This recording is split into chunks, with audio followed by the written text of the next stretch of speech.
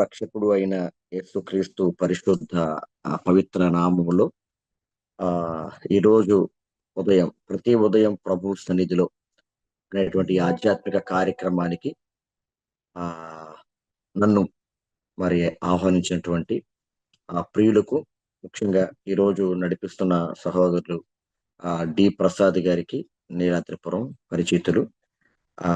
అట్లాగే ఈ కార్యక్రమంలో, ఈ లైవ్ లో, మరి జూమ్ లో పాలు పొందుతున్న మీ అందరికీ ప్రభు అయిన యేసుక్రీస్తు నామంలో శుభాలు, వందనాలు అందరికీ తెలియజేస్తా ఉన్నాను. ఈ యొక్క క్రీస్తు శాస్త్రం క్రిస్టాలజీ 3వ భాగంలోకి మనం అడుగు పెట్టాం.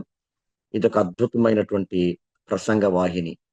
యేసుక్రీస్తు గురించి చెప్పడం, యేసుక్రీస్తు గురించి తెలుసుకోవడం అనేది చాలా ధన్యకరమైనటువంటి సంగతి. ఆయన పేరేమో, ఆయన కుమారుని పేరేమో నీకు తెలుసా అనేటువంటి మాట యోబు గ్రంథంలో మనం చూస్తాం.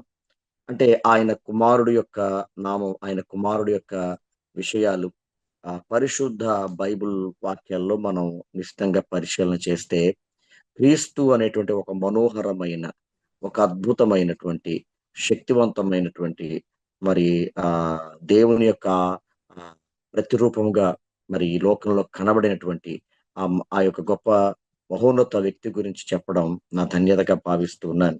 క్రిస్టాలజీని నేను సుమారుగా 27 సంవత్సరాలుగా, ఇందాక నన్ను పరిచయం చేసిన వారు చెప్పారు, లిడియా బైబిల్ స్కూల్లో, జీవన్జ్యోతి బైబిల్ స్కూల్లో దాన్ని నేను బోధిస్తూ ఉన్నాను. మరి మిగతా ఇతర మరి కళాశాలల్లో లేకపోతే బైబిల్ స్కూల్స్ కూడా అనేకమైన మరి సబ్జెక్ట్స్ చెప్పడం జరుగుతూ ఉంది. కాబట్టి నేను యేసుక్రీస్తు యొక్క జీవిత చరిత్ర చెప్పడానికి ఇదివరకే రెండు భాగాలను నేను చెప్పడం జరిగింది. 3వ భాగంలో మనం పాత నిబంధనలో యేసుక్రీస్తు యొక్క ప్రస్తావన, లేక యేసుక్రీస్తు యొక్క మరి జీవిత విషయాలను గురించినటువంటి వాటిని మనం ధ్యానించుకున్నాం. ఇప్పుడు 3వ భాగంలోకి మనం అడుగు పెడితే మనం తెలుసుకోవాల్సినటువంటి యేసుక్రీస్తు యొక్క మరి జననం గురించిన, బర్త్ ఆఫ్ జీసస్, యేసుక్రీస్తు యొక్క పుట్టుక. పెన్నులు, పుస్తకాలను తప్పకుండా మీరు ఇది ఉపయోగించండి. ఇది ఒక మంచి నోట్స్ గా, మంచి బుక్ గా మీకు ఏర్పడుతుంది. ఇక్కడి నుంచి మనం కొంచెం డీప్ సబ్జెక్ట్ లోకి వెళ్తాం కాబట్టి కొద్దిగా నేను లోతుగా వాక్యం చెప్పడానికి ప్రయత్నం చేస్తాను. దేవుడు మరి ఈ లోకంలో యేసుక్రీస్తును పంపాలి అంటే ఆయన ఒక ప్రత్యేకమైన వ్యక్తిని, ప్రత్యేకమైన ప్రదేశాన్ని మరి ఇలా ఎన్నుకున్న విధానం మనం చూస్తాం. ఇప్పుడు నేను యేసుక్రీస్తు పుట్టుకలో ఉన్నటువంటి నలుగురు వ్యక్తుల యొక్క ప్రాముఖ్యతను మరి ఈ రోజు చెప్పలేనేమో గాని చెప్తాను. మొదటిగా మరియమ్మ, లేక మేరీ అని చెప్పబడుతున్న ఆమె. రెండవదిగా జోసఫ్, యోసేపు గురించిన విషయం. మూడవదిగా జకరియా, నాలుగవదిగా ఎలిజబెత్. ఈ నలుగురు చాలా ప్రాముఖ్యమైన భూమిక యేసుక్రీస్తు జీవిత చరిత్రలో మనకు కనబడుతుంది. అసలు మలాకి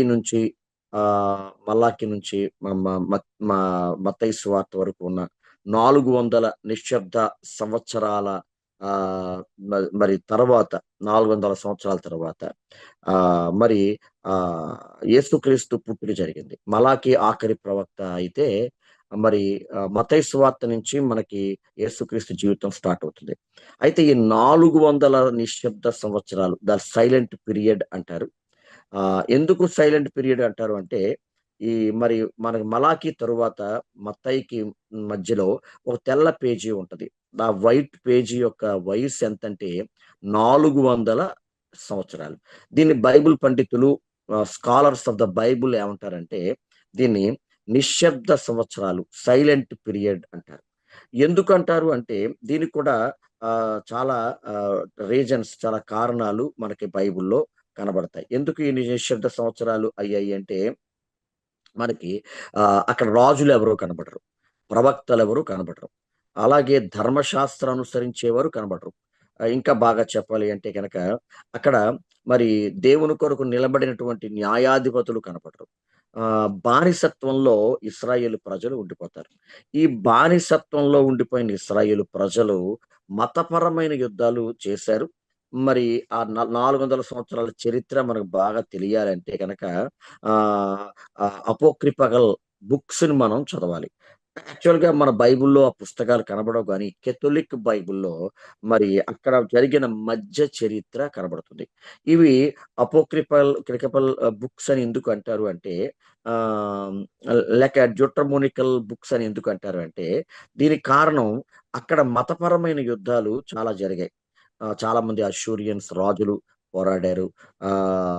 వీళ్ళొచ్చి ఇస్రాయేల్ మీద దండెత్తి ఇజ్రాయెల్‌ని బానిసలుగా చేశారు. అప్పటికే బాబిలోనియా సామ్రాజ్యం, మాదియా పారసీక సామ్రాజ్యం, గ్రీకేయుల సామ్రాజ్యం, అలాగే రోమన్స్ సామ్రాజ్యాలు. ఇలాగా ఇస్రాయేలు ప్రజలను లేపోతే సమస్త భూమండలాన్ని వశపరుచుకున్నట్టుగా మనం చూస్తాం. మీరు బాగా వింటే గనక బాబిలోనియా సామ్రాజ్యం మొదలుకొని రోమన్ సామ్రాజ్యం వరకు ఇస్రాయేలు బానిసత్వంలోనే మగ్గుతూ ఇస్రాయేలు ప్రార్థన చేస్తూ ఉన్నారు. ఎట్లా ప్రార్థన చేస్తున్నారంటే, ప్రభా నీ ప్రవచనాలు మరి మాకు నిలిచిపోయాయి. నీ ప్రొఫెసీస్ మాకు మరి అమలు జరగడం లేదు. మరి మా మెస్సయ్య ఎప్పుడొస్తాడో, మాకెప్పుడు ఈ యొక్క బానిసత్వపు విడుదల కలుగుతుందో అనేటువంటి అని వాళ్ళు ఆక్రోశించడం ప్రారంభించారు. ఇంక విచిత్రం ఏంటంటే, వాళ్ళు ఆరాధన చేసుకునే ఆరాధనా కేంద్రం కూడా పడగొట్టబడింది. వారి ప్రవక్తలు చంపబడ్డారు. ఇలాంటి సమయంలో అక్కడ కొన్ని అపోక్రిఫికల్ బుక్స్ కొన్ని మనకి ఉంటాయి. మరి ఆ పుస్తకాలు నేను మీకు రిఫరెన్సల్‌గా చెప్తున్నాను. అవి బైబిల్‌లో లేనప్పటికీ 400 సంవత్సరాల మధ్య చరిత్రలో జరిగిన విషయాలు అక్కడ కనబడతాయి. అడిషనల్‌గా మనం చూస్తే గనక 9 పుస్తకాలు మనం చూస్తాం. మొదటిగా తోబీతు, రెండవదిగా Judith, additions of the Esther, wisdom of Solomon, Ecclesiasticus, తర్వాత బారూక్, మెకాబీస్ మొ మొ మ మొ మక్కాబీయుల మొదటి చరిత్ర, రెండవ చరిత్ర, తర్వాత ఎడిషనల్ బుక్స్ ఆఫ్ డానియల్. ఇవన్నీ అక్కడ మనకి కనబడతాయి. దీన్ని అపోక్రిఫికల్ బుక్స్ అంటారు.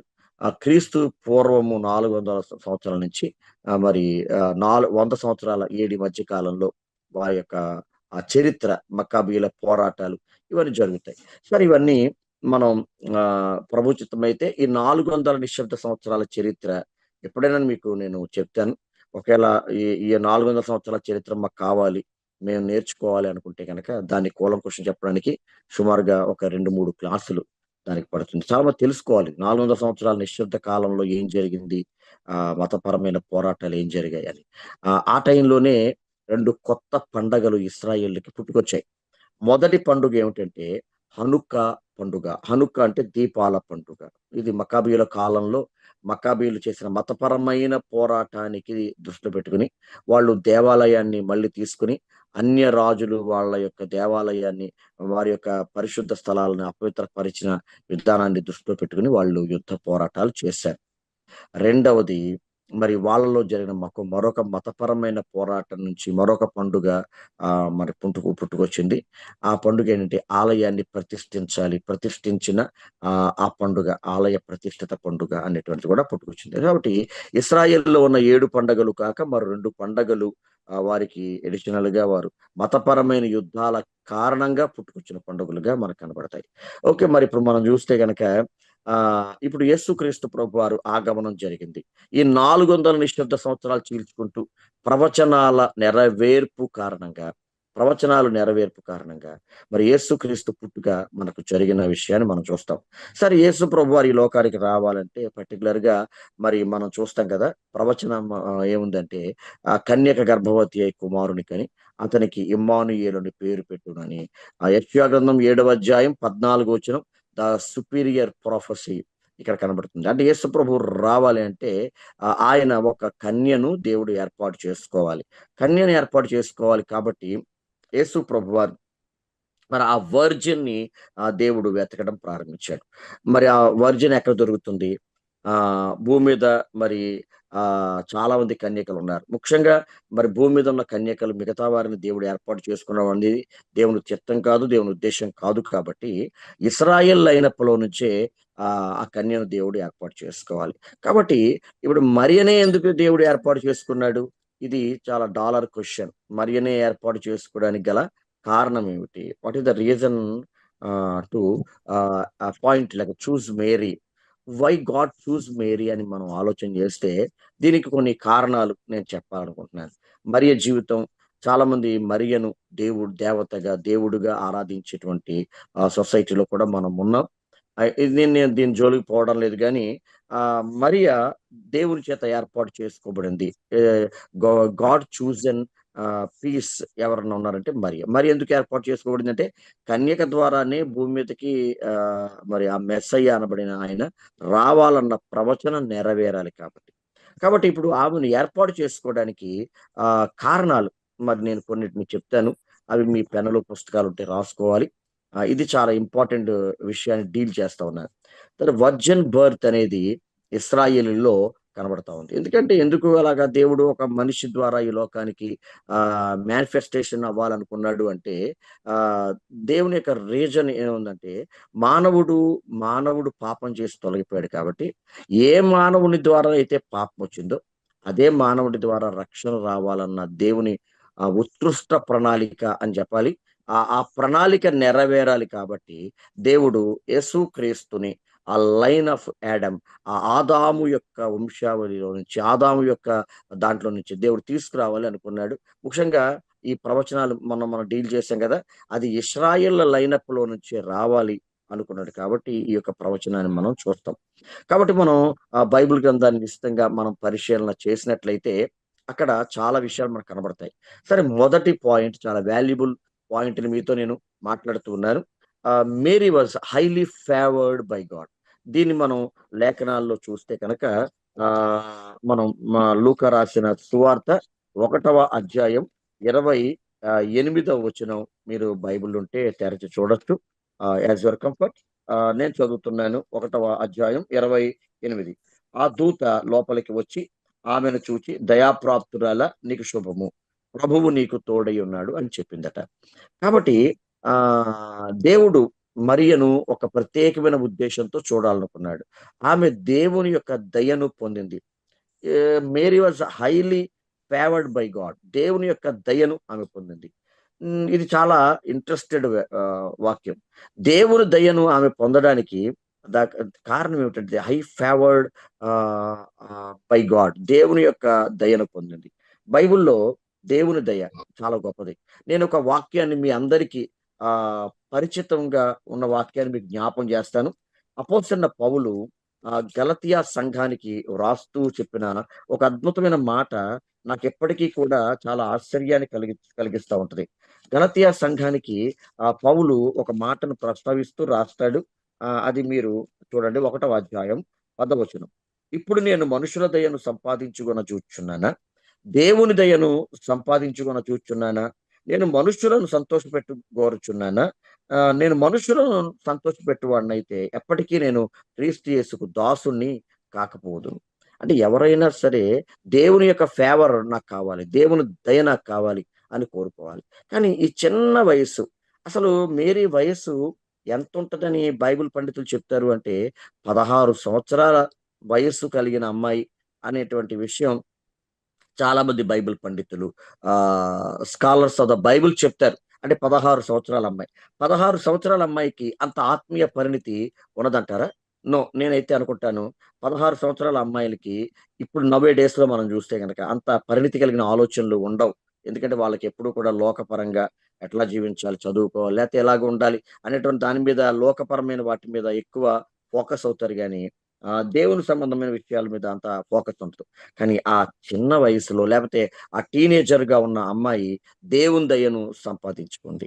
మనం కూడా మరియలో నుంచి నేర్చుకోవాల్సిన పాఠం ఏంటంటే, మనుషుల ఫేవర్‌ని కాదు కానీ మనం సంపాదించుకోవాల్సింది దేవాది దేవుని యొక్క ఫేవర్‌ని మనం సంపాదించుకోవాలి అనే సంగతిని మనం జ్ఞాపకం చేస్తున్నాం. ద సెకండ్ పాయింట్, రెండవ విషయాన్ని మనం చూస్తే గనక, మరియను దేవుడు ఏర్పాటు చేసుకోవడానికి గల కారణం లూకా సువార్త 1:38 కూడా మనం చదివితే కనుక, లేఖనం ఆమెను ఏర్పాటు చేసుకోవడానికి ద సెకండ్ రీజన్ మనకు కనబడుతుంది.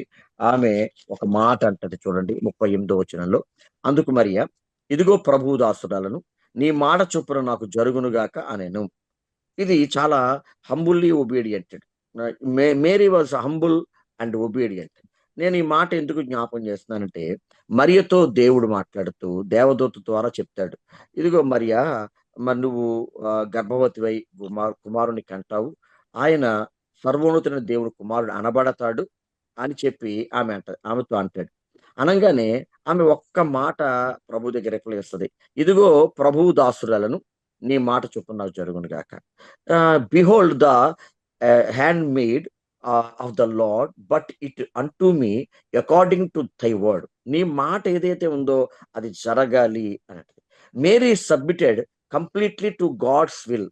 ఎప్పుడు కూడా దైవ చిత్తానికి మనల్ని మనం ఎప్పుడైతే లోబడతామో, వాలంటీర్‌గా లేతే సబ్మిసివ్ అవుతామో, దేవుని యొక్క చిత్తం అప్పుడు మన పట్ల జరుగుతుంది.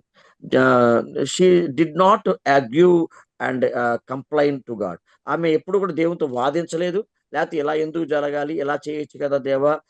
లేతే అలాగా అని ఆహ్, ఆహ్, దేవుడు డైరెక్ట్ ఏం చేయలా.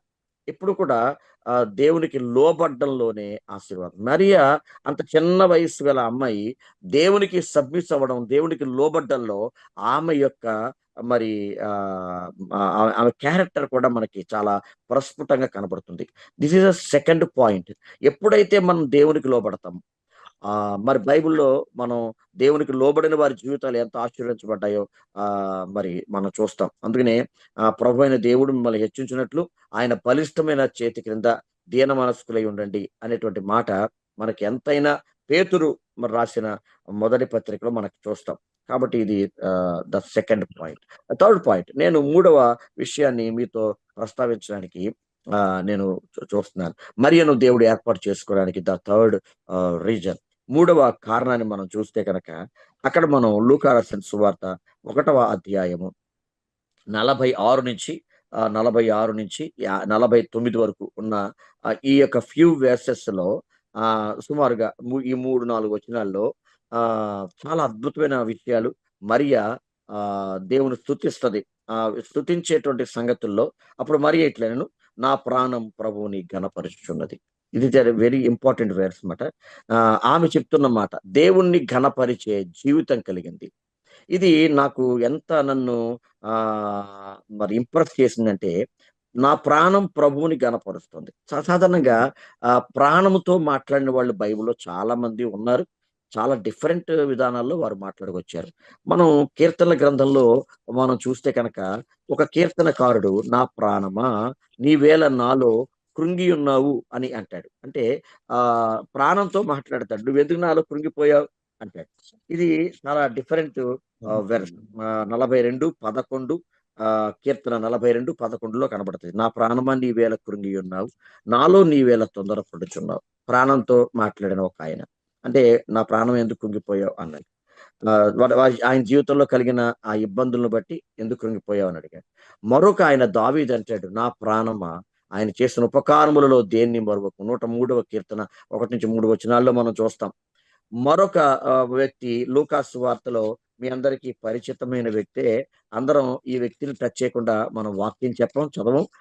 మనం చూస్తాం. ఆయన లూకా రాసిన సువార్త 12వ అధ్యాయములో 19, "నా ప్రాణమా అనేక సంవత్సరములకు విస్తారమైన ఆస్తి నీకు సమకూర్చబడి ఉన్నది. సుఖించుము, త్రాగుము, తినుము, సంతోషపడమని చెప్పుకుందును అనుకోనాను. ప్రాణంతో నా ప్రాణమా తిను, త్రాగు, సుఖించు" అన్నాడు. ఇవన్నీ కూడా మనం చూస్తే గనక చాలా ఆశ్చర్యాన్ని కలిగించేటువంటి వచనాలు. "నా ప్రాణమా నీవు ఆహ్, ప్రభువుని ఘనపరచు" అనేటువంటి ఆ విషయాన్ని మరియ ధృవీకరించింది. ఎంత దేవుణ్ణి ఘనపరిచే జీవితం మరియ సొంతం అయిపోయింది అని చెప్పడానికి నేనేమాత్రం కూడా సందేహించడం లేదు. కాబట్టి మరియ జీవితంలో ఇవన్నీ కూడా ఆశీర్వాదకరమైన వచనాలుగా నేను చెప్తాను. ఇక ఫోర్త్ రీజన్, నాలుగవ కారణాన్ని మీతో ప్రస్తావించాలి. అదే మరియను ఏర్పాటు చేసుకోవడానికి గల ఫోర్త్ రీజన్ మనం చూస్తే గనక, అదే లూకా సువార్త మొదటి అధ్యాయం 48వ వచనం. "నా ఆత్మ నా రక్షకుడైన దేవుని యందు ఆనందించెను" అంటది. ఇక్కడ ఈ వచనాన్ని, "నా ఆత్మ నా రక్షకుడైన దేవుని యందు ఆనందించెను" అనేటువంటి వచనాన్ని మనం చూస్తే కనుక, నేను దీన్ని ఇలా అంటాను. ఆత్మ రక్షణ ఆనందం అంటాను. ఆత్మ రక్షణ ఆనందం. లేకపోతే ఆత్మకు కలిగిన రక్షణ ఆనందం అని కూడా అనొచ్చు. ఆమె తన తన జీవితంలో తన ఆత్మకు రక్షణ ఆనందం కలిగింది. బైబిల్ గ్రంథాన్ని మనం చూస్తే కనుక రక్షణ అనేది ఎంత ఇంపార్టెంట్ అంటే, ఒక వ్యక్తి రక్షించబడకుండా ఉన్నట్లయితే వాడు క్రైస్తవుడుగా ఉండడం అనేది దైవ చిత్తం కాదు. క్రైస్తవుడుగా జీవించడం కూడా అది దేవుని యొక్క ప్రణాళిక కాదు. చాలామంది రక్షణ పొందకుండా రక్షణ పొందాము అని భ్రమపడతా ఉంటారు. అసలు రక్షణ ఎలాగొస్తది? రక్షణ రావడానికి గల కారణాలేమిటి? మనందరికీ తెలుసు దేవుడిని నమ్మిన బిడ్డలుగా, రక్షణ పొందిన బిడ్డలంగా, దేవుణ్ణెరిగిన బిడ్డలంగా రక్షణానుభవం ఎలాగుంటదో అనేది ప్రతి ఒక్కడికి తెలుసు. మనం సాధారణంగా చెప్పే మాటలేంటే, యేసు ప్రభు అని నీ నోటితో ఒప్పుకొని, నీ హృదయమందు విశ్వసించిన యెడల నీవు రక్షించబడతావు అని మనం లేఖనాన్ని చూపెడతాం. అసలు రక్షణ కార్యం అనేది ఎలా జరుగుతుంది అంటే, దైవ చిత్తానుసారమైన దుఃఖము రక్షణార్థమైన మారు మనస్సును కలిగించును అని అపోస్తలుడైన పౌలు కొరింథీయులకు రాసిన 2వ పత్రిక 7వ అధ్యాయం 10వ వచనంలో చాలా స్పష్టీకరిస్తాడు. ఏం చెప్తున్నాడు పౌలు? పౌలు యొక్క ఇంటెన్సిటీ ఏంటంటే, దైవ చిత్తానుసారంగా ఒక వ్యక్తి ఎప్పుడైతే దుఃఖపడతాడో, లేక తన పాపముల గురించి తన యొక్క తన ఇంటర్నల్ దాని గురించి ఎప్పుడైతే వాడు మరి ఆహ్, దుఃఖిస్తాడో, రిపెంట్ అవుతాడో, వాడికి దైవ చిత్తానుసారంగా మరి మారు మనసొస్తది. ఈ మారు మనసు రక్షణ ఆనందాన్ని కలిగిస్తుంది అనే సంగతి. దీన్ని డీటెయిల్డ్‌గా చెప్పడానికి సమయం లేదు కాబట్టి చాలా లైట్‌గా చెప్పి వెళ్ళిపోతున్నాను. ఆమె రక్షణ పొందిన బిడ్డ. రక్షణ పొందడం అనేది రక్షణ ఆనందం. ఈ రక్షణానందం అనేది రక్షణ పొందిన వారికి మాత్రమే. వాళ్ళకి ఈ లోకంలో ఏమున్నా, ఏం లేకపోయినా, వాళ్ళు కలిమి ఉన్నా, లేమి ఉన్నా, వాళ్ళకి శ్రమలు ఉన్నా, లేపోతే సంతోషమున్నా, లేపోతే ఆనందమున్నా, దుఃఖమున్నా, వారికి ఏ పరిస్థితుల్లో కూడా వారి జీవితాల్లో వారు కలత చెందేవారుగా ఉంటారు. ఎందుకంటే వారు ఆత్మ, వారి యొక్క మనస్సు, వారి యొక్క జీవితం లౌకిక సంగతుల మీద కాదు గానీ, దైవ సంబంధుల మీద సంగతుల మీద ఆనందిస్తూ ఉంటది. ఆవిడ రక్షణ పొందారు కాబట్టి. రక్షణ పొందిన బిడ్డలు వారికి లోకంలో ఏది ఉండదు. అందుకనే షద్రకు, మేషకు, అబేద్నెగోలు అంటారు కదా! "ఓ రాజా! నీకు ప్రత్యుత్తరం చెప్పవలసిన చింత మాకు లేదు. మా దేవుడు మండుచున్న అగ్నిగుండం నుండి మమ్మల్ని రక్షించుటకు సమర్థుడు. ఒకవేళ రక్షించకపోయినా మాకు అసలు నీ ప్రతిమకు మేము నమస్కారం చేయమనే" మాట వాళ్ళు చాలా గంభీరంగా, చాలా పౌరుషంగా మాట్లాడతారు. ఎందుకంటే వాళ్ళకి ఈ లోకంలో పడమైన రక్షణ గాని, ఈ లోకపరమైనటువంటి వాటి మీద భయం గాని, ప్రీతి గాని, భ్రాంతి గాని లేని వాళ్ళు కాబట్టి, వాళ్ళు చాలా గొప్పగా చెప్తారు. ఏంటంటే మాకీ ఈ యొక్క అగ్నిగుండం వాటి మీద కాదు. మమ్మల్ని రక్షించగల దేవుడు ఒకడున్నాడు. ఆ రక్షించగల దేవుడు ఈ లోకపరంగా రక్షించకపోయినా మాకేం భయం లేదు అని చెప్తారు. కాబట్టి ఈ రక్షణ అనేది యేసుక్రీస్తు నోటితో ప్రారంభించిన దాంతో ప్రారంభమైంది. కానీ రక్షణ గురించిన విషయాలను చాలా విషయాలు మనకు తెలుసు కాబట్టి నేను ప్రస్తావించడం లేదు. కాబట్టి రక్షణ ఆనందం తప్పకుండా ఉండాలి. దావీదు పాపం చేసినప్పుడు 51వ కీర్తన రాసినప్పుడు ఆయన అంటాడు కదా!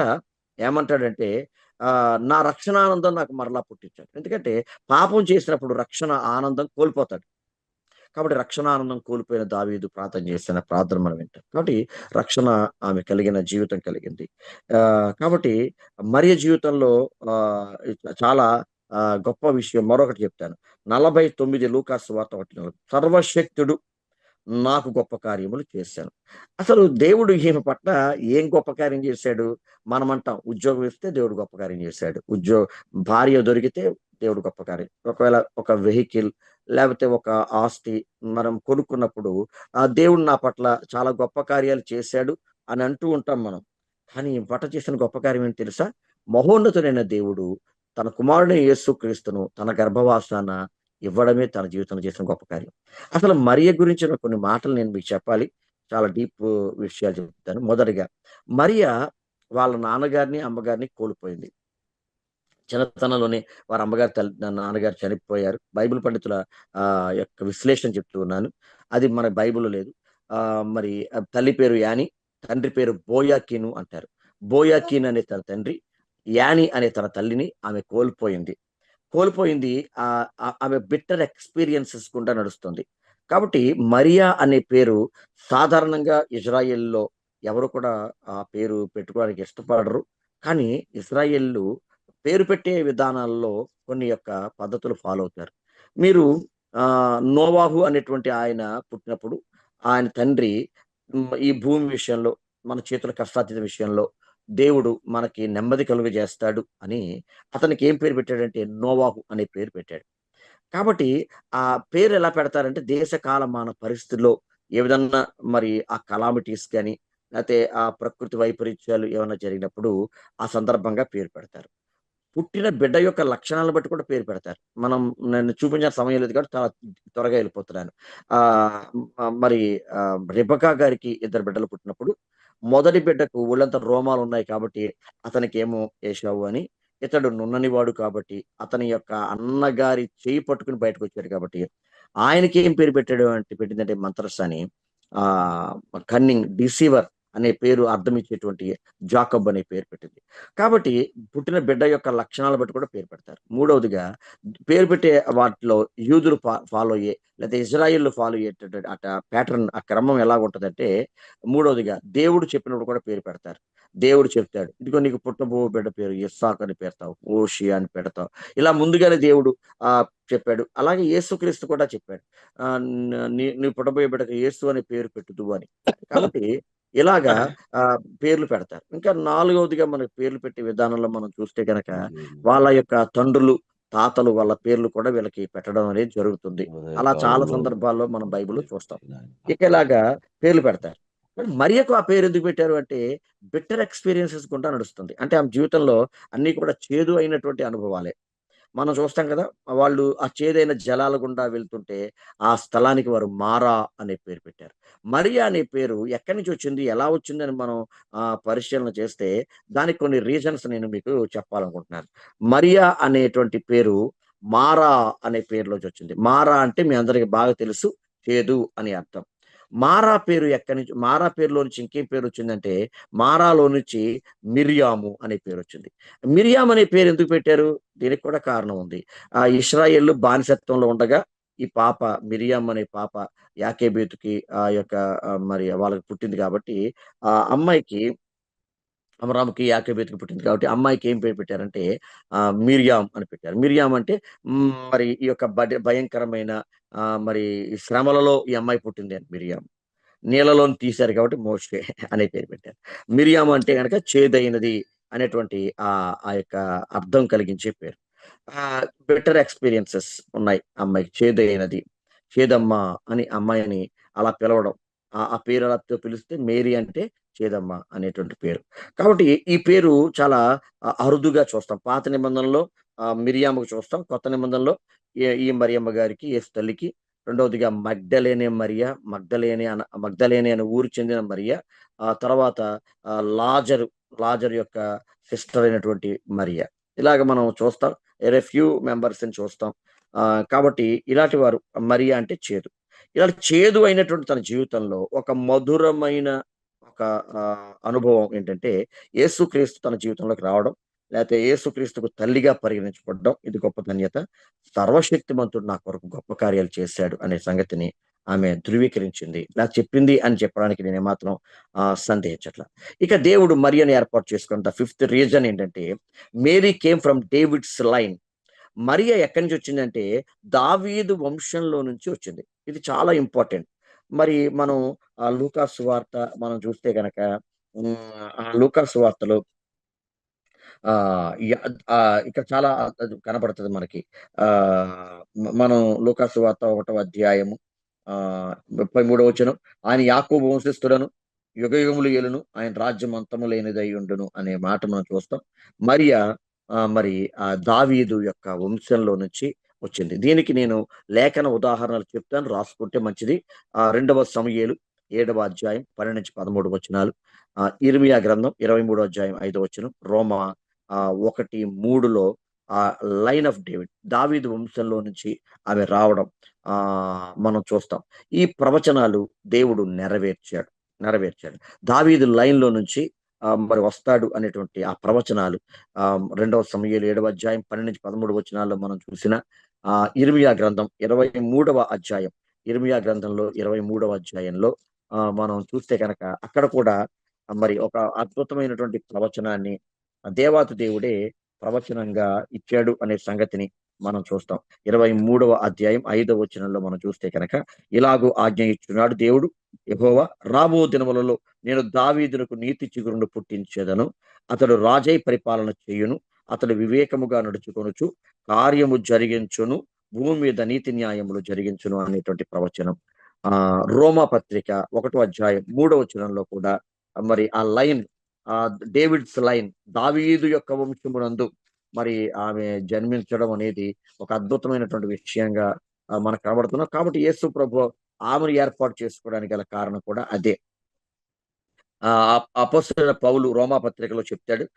అది మధ్యలో కనబడుతుంది. ఇదంతా లైన్‌లు 1-7 వరకు ఒకే లైన్‌లో రాయబడింది గానీ, ఆ వచనం మనం చూస్తే గనక యేసుక్రీస్తు శరీరమును బట్టి దావీదు సంతానము గాను అనే మాట మనకు కనబడుతుంది. కాబట్టి ఈ లైన్‌లో నుంచి రావడం. కాబట్టి అందుకనే దేవుడు మరియను దావీదు వంశంలో ఉన్న ఆమెను దేవుడు ఏర్పాటు చేసుకోవడంలో గల కారణం.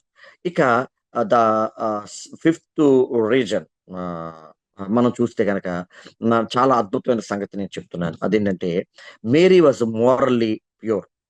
ఆమె ఆహ్, ఆమె భౌతికంగా లేపోతే ఆమె చాలా ప్యూర్.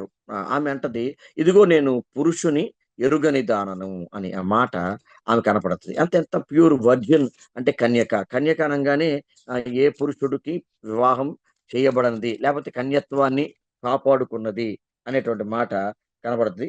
ఆహ్, లూకా సువార్త 1:34లో మనం చూస్తే గనక అక్కడ రాయబడుతోంది. "నేను పురుషుని ఎరుగని దాననే" అని. కాబట్టి ఈమె వర్జినిటీ లేకపోతే ఈమె ప్యూర్‌నెస్, ఈమె యొక్క పవిత్రత. ఇక్కడ నేను మరొక విషయాన్ని కోట్ చేయాలి. పవిత్రత అనేది చాలా ఇంపార్టెంట్. మనం పరిశుద్ధత లేకుండా మనం దేవునికి అనుగుణంగా జీవించలేం. పరిశుద్ధ జీవితం అనేది ఎంత ప్రాధాన్యత కలిగింది. పరిశుద్ధులను మాత్రమే దేవుడు తన రాజ్యానికి తీసుకుంటాడనే సంగతి మనందరికీ తేటతెల్లంగా తెలిసినప్పటికిని, ఒక్కొక్కసారి సాతానీయమైన ప్రభావం పడితే వాళ్ళు అన్‌ప్యూర్ అవుతూ ఉంటారు. అన్‌ప్యూర్ అనేది దేవుడికి ఇష్టం కాదు. ప్యూర్ అయినటువంటి వారిని మాత్రమే. అందునే దేవుడు మొదటి పేతురు మొదటి అధ్యాయం 14 వచనంలో మాట్లాడతాడు. సంఘంతో పేతురు చెప్తాడు ఆ మాట. యెహోవా పరిశుద్ధుడు కాబట్టి, మీ దేవుడైన యెహోవా పరిశుద్ధుడు కాబట్టి, లేకపోతే నేను పరిశుద్ధుడిని కాబట్టి మీరును పరిశుద్ధులుగా ఉండాలి. దేవుడు చెప్తాడు. I am holy, be holy. అంటే హోలీనెస్ అనేది మోరల్‌గా ఆమె మరి ఎంత మరి ఆమె ప్యూర్‌గా జీవించగలిగింది అనేటువంటిది మానవతా విధంగా, మానవనీయంగా ఆమె ఎంత ప్యూర్‌గా జీవించింది. ఆమె ఆమెను దేవుడు చూసినప్పుడు ఆమె ఆమె యొక్క లైఫ్, ఆమె జీవితం ప్యూర్‌గా అనిపించింది. పరిశుద్ధతగా అనిపించింది. కానీ పవిత్రత అనేది చాలా ఇంపార్టెంట్. ఇది సేవకులంగా, దేవుని బిడ్డలంగా లేపోతే దేవుని కొరకు బ్రతికే వరంగా ప్యూర్ లేకపోతే కుదరదు. ఈ రోజున క్రైస్తవ్యం అవమానపరచబడ్డానికి గల కారణం ఏమిటంటే, అన్‌ప్యూర్ లైఫ్స్ కలిగినటువంటి వ్యక్తులు మరి దేవుని బిడ్డలుగా ఉండడం అనేది మనం చూస్తాం. కానీ ఇది ఆమెలో ప్యూర్ లైఫ్. ఇక మరి తర్వాత సంగతి నేను చాలా ఇష్టపడే సంగతి ఆమెలో కనబడుతున్న సంగతి ఏంటంటే, ఈస్ నాట్ ప్యూర్. ఆమె ప్యూర్ మాత్రమే కాదు గాని, ఆమెతో ఉన్న గొప్ప సుగుణం ఏంటంటే గనక ఆహ్, షీ బేర్ జీసస్. ఆమె యేసును భరించింది. యేసును ధరించింది అంటాను. యేసును భరించింది, యేసును ధరించింది. ఎట్లాగునంటే యేసును భరించడం అంటే చిన్న విషయం కాదు. ఎందుకంటే ఆమె అంతకుముందే ఒక వ్యక్తికి ప్రదానం చేయబడింది. ప్రదానం చేయబడింది అంటే గనక వివాహానికి ముందు జరిగే తంతు ప్రధానం. యూదుల్లో వివాహాన్ని 2 క్రమాలుగా చేస్తారు. 2 భాగాలుగా చేస్తారు. ఒక అమ్మాయిని పెద్దలు చూసినప్పుడు ఆ అమ్మాయిని పెద్దలే డిసైడ్ చేస్తారు. మరి ఈ ఆధునిక కాలంలో పెళ్లి చూపులంటారు. పెళ్లి చూపులనేవి యూదుల్లో ఉండవు. పెద్దలు మాత్రమే వెళ్లి పలానా అబ్బాయికి పలానా అమ్మాయి నచ్చింది. నా నా బావుంటదని చెప్పి పెద్దలు డిసైడ్ చేస్తారు. లేక వాళ్ళని ఇద్దరు సాక్షులు అంటారు. లేక పెద్దలు అంటారు. వారు డిసైడ్ చేస్తారు. ఆహ్, జూడియస్ జూడియస్ సిస్టమ్‌లో మనం చూస్తే గనక. సెలెక్ట్ చేసి అమ్మాయినికి అబ్బాయి ఇచ్చినటువంటి ఆ వస్తువుల్ని అమ్మాయికి ఇవ్వడం ద్వారా, అమ్మాయి తీసుకుండం ద్వారా ప్రదానం జరుగుతుంది. ప్రధాన కార్యక్రమం అంటే బెట్రోతల్. ఈ బెట్రోతల్ జరిగిన తరువాత వెంటనే వివాహం చేస్తారు. ఒక కొన్ని సమయాల్లో 6 నెలల వ్యవధి కూడా పెట్టుకోవడం అనేది యూదుల్లో సాంప్రదాయం. 6 నెలల తరువాత దాన్ని మరి విందు పెట్టుకొని అందరిని పిలిచి వాళ్ళకి ఒక ఫీస్ట్, ఒక విందు ఏర్పాటు చేసి వారిద్దరిని ఏకం చేస్తారు. కాబట్టి ఈ రెండిటిని కలిపితే వివాహం. మన వివాహం అంటే మనం ఇప్పుడు ఎలా ఉందంటే క్రైస్తవ వివాహ పద్ధతి ఎలా ఉందంటే మనం ఇప్పుడు వివాహం అని చెప్పి తాళి కట్టడమో, ఉంగరాలు తొడగడమో, లేదా బైబిల్ మార్చడమో రకరకాల సిస్టమ్స్ ఇప్పుడొచ్చేసాయి. కస్టమ్స్ కూడా ఇందులో చేరాయి. కానీ యూదుల్లో మాత్రం ప్రధానం, విందు కలిపితే 2 కలిపితే వివాహం అవుతది. విందు, ప్రధానం కలిపితేనే.